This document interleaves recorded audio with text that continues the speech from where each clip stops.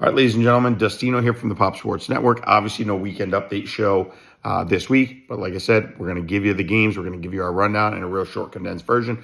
We're going to give you 3 games in under 3 minutes. Here we go. Sunday, Week 17, NFL, starting Jags at the Colts. Obviously indoors. We don't have to worry about weather. Jaguars winners of 6 straight, favored by 6 points, 48.5 over under. Here's what we like in this game. Jaguars #1 run defense in the NFL.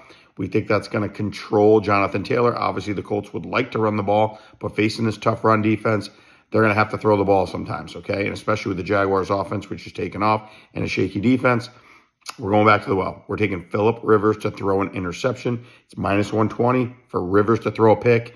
Listen, he's doing an admirable job, but he's limited. We all know this. We all know he can't move around that much, and he's throwing floaters. We think another one gets picked off, just like it did this past Monday. All right, Seahawks -7 at Carolina. Beautiful weather in Carolina. It's -7, and 42 is the over-under. We like the over. We like the over 42. We think both teams are going to put up some points in nice weather.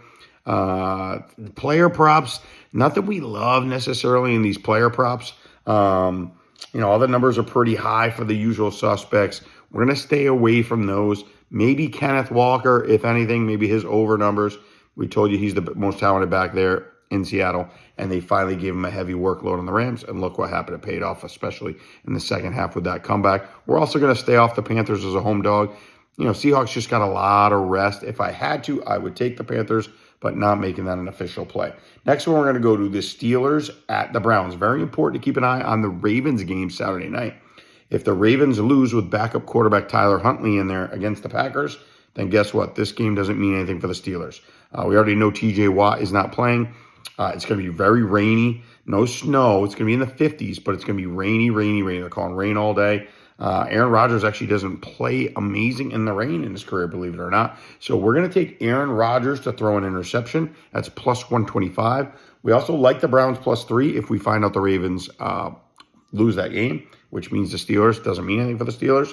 They don't have the player props out for receivers yet on the Steelers, so nothing there. We do like a couple things. We like Shedeur Sanders over 178.5 pass yards. Again, no TJ Watt pass rushing them. And the Steelers give up, they're the 31st ranked pass defense in the NFL.